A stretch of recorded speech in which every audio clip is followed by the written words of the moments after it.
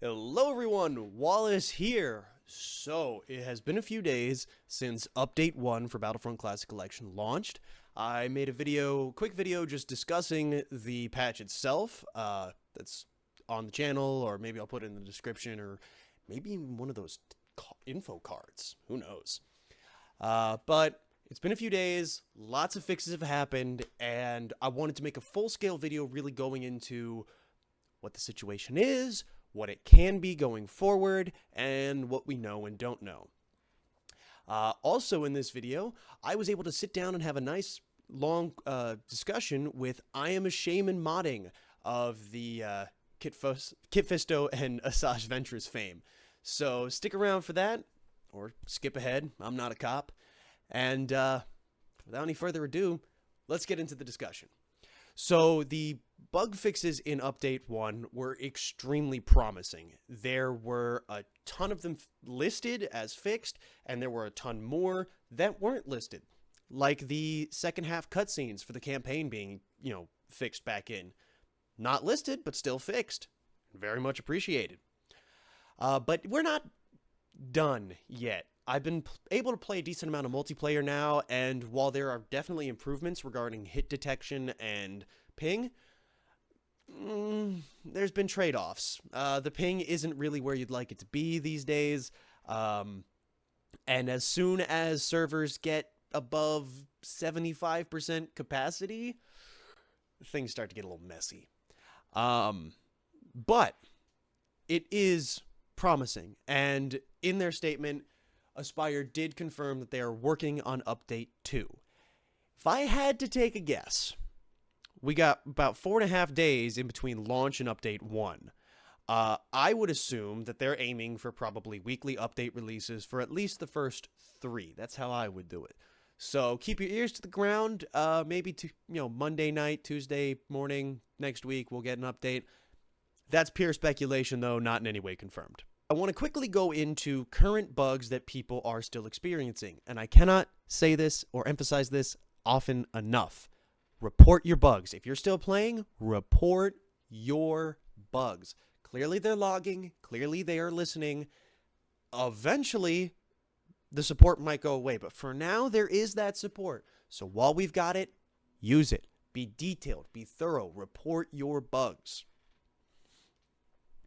Getting into them, there's an issue with award medals not applying. They added a toggle feature for multiplayer, but it seems to have broken something. In Battlefront 2, if you hit 64 awards of the same medal, like the Gunslinger or Regulator for the bonus shotguns or bonus pistols, you're supposed to have them permanently by default as soon as you spawn into a game. The way it's working right now, you need to unlock them again to get them for that game. So there's a little bug there. Also, servers are region locked. This is a big problem that Shaymin and I will talk about in the interview, but it needs fixing. Everybody who plays multiplayer should talk about this. When the game was originally released, it had region locks because in 2005, you didn't want to play across continents with people. The internet connection was terrible. But now, in the modern era, there's no reason. We really got to fix that. Oceania, New Zealand, Australian players, they're dying here. The game's already empty. So we got to get that fixed. I have seen people talking about command posts not displaying correctly in the campaign. That's still an issue. They're working. It's a visual bug, though. Missing PlayStation controller support on the PC. There's really no reason it shouldn't be in there.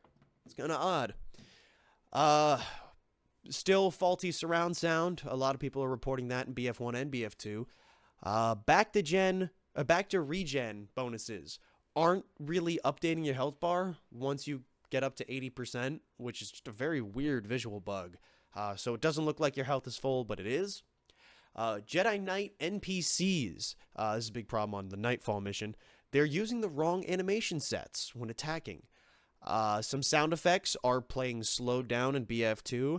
I noticed this happened after I boarded an LAAT gunship and landed in an enemy hangar.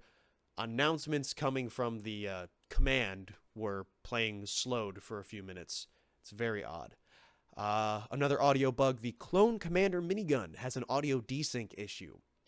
And once again, audio, heroes and villains mode fails to trigger voice lines pretty often, both the introductory phases when they announce their presence on the battlefield and catchphrases, which is disappointing because that's a lot of the appeal of playing as these guys. Separate from current bugs, there's a section I want to include here because they actually fixed a vanilla bug in Update 1, something that was broken in the original release of the game, they went in and fixed. So that's promising.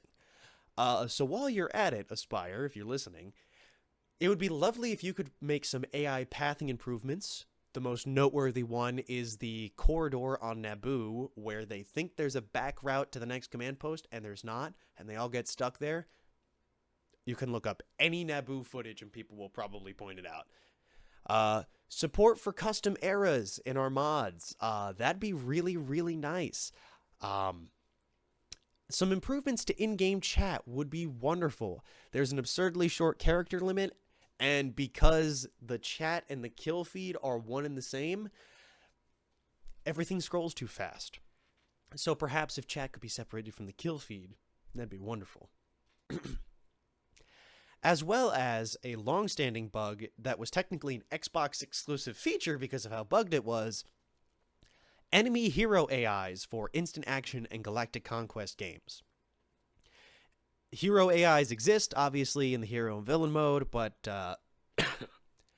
even if the AI chooses the leader bonus in galactic conquest, they still will not spawn an actual lightsaber-wielding hero, which is disappointing.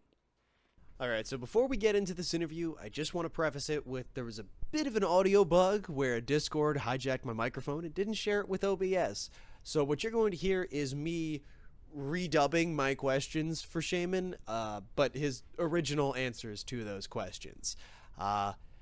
If I'm able to somehow recover the audio, which seems unlikely, then I'll post a video of the full-length interview, but I think that data is just lost. So, without any further ado, enjoy the interview. Hi, I'm Shaymin. I'm a Battlefront 2 classic modder who has rose to infamy lately. Well, I imagine it's more fame than infamy. I think Aspire takes the cake on infamy. Oh, I'm definitely at the top of the hit list. So, first off, I wanted to know if you could give people a quick update on kind of the state of the modding community, how they're reacting to the classic collection, and, you know, what are the kind of the top goals at the moment. With the release of the classic collection, most of the modding community have immediately abandoned it, just immediately dropped it. Battlefront 1 modders especially, there's only a few of them, and none of them want anything to do with the classic collection because all of their mods are completely broken. They would have to start over on a lot of stuff, and they just don't want to do it. There is a handful of us who are dedicated to at least getting compatibility improved with the classic collection. But right now the goals are just to basically see if we can restore mods with the classic collection. Beyond that, I don't know right now because there are literally a group chat of us of about 10 people, and we're the only ones interested in trying to actively support the classic collection. So what right now is kind of the biggest obstacle for you and your community to really get mods going on the classic collection, and what's kind of holding you back the most? Problem with Battlefront 1 is the entire code base for mods is running on Lua, and if you change the Lua version from what it was to a newer version, it will immediately break it won't even detect any compiled scripts, which is what's happened with Battlefront 1. When it released in 2004, it was using the most recent version of Lua at the time, which was Lua 4. With this re-release, they updated it to Lua 5, which is the same as Battlefront 2, and it just broke all the compiled Lua code for Battlefront 1 mods, so they won't even be detected by the game. The game can't load anything, so they have to go through and recompile it all. And the tools just, while we can do it, because I've already done it, the Battlefront 1 modders who aren't familiar with Battlefront 2, because while it is very similar to mod the games, there are slight differences. They haven't quite they haven't been given a tool set to just quickly port their mods over. As for Battlefront 2, the change in file structure is inconvenient, not completely unworkable. I think the biggest obstacle right now for Battlefront 2 is the fact that back in 2 decades ago, ancient modding years, they relied on a community patch for everything basically. For adding new game modes, all the code extensions in the game were running through an unofficial update, which wasn't necessary. But at that time, the extent of modding knowledge was much lower. We didn't have professional Lua scripters. That's the obstacle, is simply we don't have that unofficial update. So all the mods that are relying on it are broken. We've ported most of it over, but there's a lot of stuff we can't bring over. And with Aspire actively updating the game, we don't want to bring it over because it's going to get broken every week. What bugs or issues are most concerning to you as a modder? And what is it you think that Aspire is or isn't looking at that, is going to be relevant to modding? Aspire's looking at a lot of stuff, and obviously with all the changes, there's loads of things that are going to be really inconvenient for modders, especially if we want to make mods that work with the original and classic collection. But I think the biggest obstacle across, the biggest issue across the entire game right now, I would say, is the fact that they have enforced regional connections with multiplayer, because that is definitely, it's not just an obstacle for modders. It's an obstacle for the entire player base. You cannot release a game in 2024 with regional connections. It was fine in 2005 because you weren't going to be able, you wouldn't have an internet connection strong enough to connect across a continent. But today, just even trying to organize matches with people in my friends list who I've played games with hundreds of times, I can't, because there's a small pond in the way, and apparently Aspire didn't account for that. But when it comes to actual specifically mods, there isn't really a bug or issue that's concerning us. Again, it's just all the stuff that modders have created that's missing, that needs to be recreated. What parts of the Classic Collection can the modding community fix without Aspire, and what parts can't they, in your opinion? What parts are you kind of beholden to Aspire fixing instead of you guys? This is kind of a weird. Day one, we created a massive spreadsheet of issues that we know as modders we can resolve easily. We also included improvements and stuff that we would personally make. The only reason we haven't really tackled anything on that list is because Aspire is actively updating the game. And when we made it, we had a lot more modders supporting the Classic Collection, because our community has a couple hundred members really. And if only 10 of them are sitting there actively trying to fix it, we're not going to be able to we're not going to have that support to do big sweeping changes because we're hobbyists. But yeah, multiplayer is definitely something we can't touch. That is Aspire's ballpark. They need to fix and maintain that. The graphical engine side of things, that's all stuff in their ballpark. But anything content, some of the sound issues, missing content or broken content, that we can touch. We can fix pretty much everything that's visibly in the game. It's just the back end of things we can't touch, and that is up to Aspire to fix. So why is there region locking in this release of the game, and why is that a thing? I think, the multiplayer for the new release is running on Photon, which is a multiplayer service that runs for loads of games. Like games you've played likely use Photon. It's modern day GameSpy basically. It's a networking service provider, so all their servers and stuff run through them, and they connect all the players. but the issue seems to be something that's already in the game. The game originally had net region support for hosting specific regions, regional server lists, that kind of thing, as games from that era did, due to the sheer slowness of internet. You never wanted to do cross-continental connections. But obviously today, with that it seems to be enforced rather than toggleable, which is a bit of a problem. What possibilities does the switch from 32x to 64x processing offer the modding community? And is that going to be something that really pushes modding forward at all? They're obviously, with a lot of other game engines and game communities, there's always this big thing about swapping to 64-bit. Like, I remember the Bethesda community went nuts when they had access to a 64-bit version of Skyrim. Team Fortress 2 is currently going absolutely nuts because they got a 64-bit of the source engine, so they could do a lot more. And it is usually a big leap, but with Battlefront 2, it's not going to be as noticeable of a leap because it's such a small 32-bit game that the increase in memory wouldn't make much difference to 90% of mods.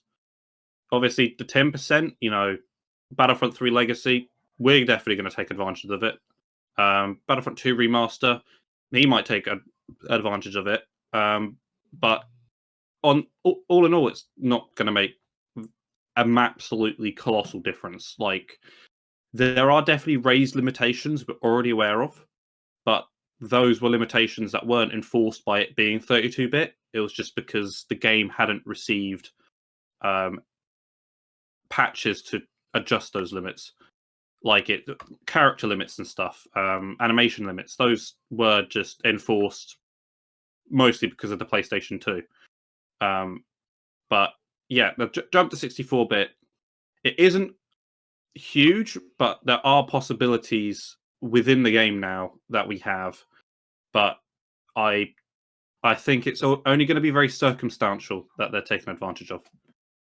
So you're part of the team, correct, for Battlefront 3 Legacy's development, the community made mod going off the old alphas that leaked, and are those situational improvements, circumstantial improvements from 64x? Does that benefit you guys on that specific project? Yes, I'm currently I'm meant to be second in command, but I'm mostly in command now. We haven't really dug into it with Legacy yet, mostly because the mod, as it has been publicly released, won't work. Well, I haven't tested it with the latest patch, but we hadn't got it working, and I haven't really played around with it too much. In theory, yes, the raised memory limitations will hopefully iron out a lot of issues with Legacy, due to the sheer amount of stuff we're loading. Hopefully, with whatever adjustments Aspar has made, the game will cope better with it. But we will still have to debug and test with the original game anyway, because that's what the mod tools are set up for. But I think the possibility for a step up for higher resolution textures to load more is definitely there. We just have to find a way of detecting what version of the game that it's running on, which I think we're already working on for other mods. So to maybe get something a little bit more positive or optimistic here, what are 3 things that Aspire could do to make the community's life easier right now? Kind of your wish list. There were a lot of wish lists before launch, which I thought were really optimistic. Like, how it launched, minus how absolutely broken it was what I was expecting. I was really sensible. I was just expecting it to be a straight port of the original console versions, maybe with some little visual flare upgrades, and probably I knew something would be broken. I just didn't know it was going to be the entire game. But like the 3 things that I think would honestly make the community's life a lot easier, would be a lot more improved, would be Steam Workshop support. That is something we wanted for the original game. We asked GOG, when they were managing the game, several times, hundreds of times for a Steam Workshop because the games can support it, and it's doable. If there's like things they want to know about mods or want to put limitations of what we can mod through the Steam Workshop, then they can communicate with us. We'll happily tell them. We'll happily adjust the tools. I guarantee, like, if they're concerned about the fact that mods use an unofficial patch and they tell us that's a problem, we can fix it. Like I said earlier, like the unofficial patch was a product of its era, and because all the tutorials were built around it, that's the only reason why people use it. There are solutions that completely make it irrelevant, and yeah, it's just that step. Mod.io would be fine, to be honest. But we won't use it unless they, have support on consoles, because Mod.io is a terrible platform. Another thing, I've said it before and I keep saying it, they need to remove network regions just so player counts can actually be viable. Uh,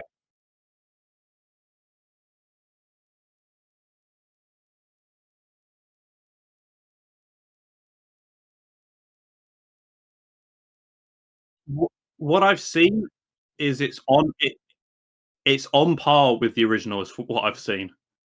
And if the original on PC only has one full server, maybe 100 to 200 players on peak hours on multiplayer, then the new one will as well. But the problem is with the new one, you can't see those players because they might not be in your region. Like I've heard from people in the Oceania, New Zealand, Australia, Japan region, they have no one to play with now. Like their game is dead. It is completely dead, and it's completely unfair on them. US peak hours, you might get a half full server maybe. Here in Europe, there's no one. Like all the European players were just like, nope, okay, because I think it's just how European players on PC are. Like you'll go to US and you'll be like, oh, this first person shooter that released in 2002 is dead. Go to Europe, there's dedicated communities, very dedicated. I think it was Day of Defeat where I saw like an American YouTuber talking about it. It's like the game is dead, no one plays it. Came over, immediately booted up on my computer. Not loads of Central European servers. Nothing more immersive than joining my first game, being auto-assigned to the Axis powers, and then having angry Germans in my voice chat. This is probably the most immersive gaming experience I've ever had. But yeah, getting rid of net regions so people can actually play together is essential. I'm surprised that wasn't in patch 1. It has to be in next week's patch 2 because I'm assuming that we're going to get 3 or 4 patches across the next couple of weeks before they just completely abandon it. And before we go, any advice for people doing bug reports? Be in detail, like tell them exactly what the issue is. A lot of us modders are trying to tell them the solution to quick and easy solutions to these problems because they do appear to be somewhat listening. They are addressing issues that have been submitted, and the ones in patch 1 that weren't there's a lot of unlisted fixes as well that they had, like they fixed the missing cutscenes. All right, well, this has been fantastic, man. I appreciate you coming out. Where can people find you? You can find me lurking on my YouTube channel. I'm kind of ignoring Twitter at the moment. Or you can find my mods and ModDB. Yeah, that's about it. All right, so again, huge shout out and thank you to I Am a Shaymin Modding for coming in and doing that Q&A with me. It was a great conversation. I really appreciate it, and it's fascinating to hear where the modding community is at right now. So, Q&A handled, bugs and requests handled. Let's get into my take on the Classic Collection right now. I have an attitude of cautious optimism with the Classic Collection right now. The price tag is irritating, as we discussed in the Q&A. It's a little prohibitive. There are not a lot of routes for Aspire to get back any of the goodwill that was seen on launch. The benefit of the doubt is never going to come back. First impressions really do matter. But I think there is a path forward for the Classic Collection. We've already seen Update 1 be massively helpful. Update 2 is on the way. Maybe there's an Update 3. Maybe we'll get as many as 5. At some point, we'll stop getting them. That's just a given. But while we're getting them, we can make forward progress in terms of quality of the game. It can be more worth it. So where might we go?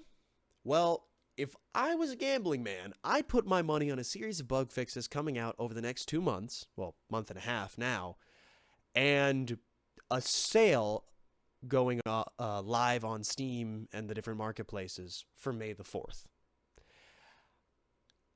If I were Aspire and I knew I rushed this thing, that's probably what I would do. So, we'll see if that pans out, and I'll be there to say I told you so. But for now, if you have the Classic Collection, I think it's worth sticking with it. I do.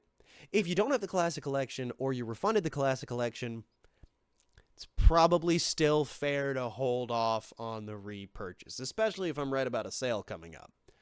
But right now, the game is, at worst, doing the same multiplayer numbers as the original port. Most nights, there's more people on the Classic Collection now, or still, than the original port. So that speaks to the desire of the community for this to be good or turn good. And I think that the will is there to stick with it if it gets improved. So, cautiously optimistic, keep your ear to the ground, and when the more updates come out, look at it. Until then, guys, it's been fun. I'm Wallace. Take it easy.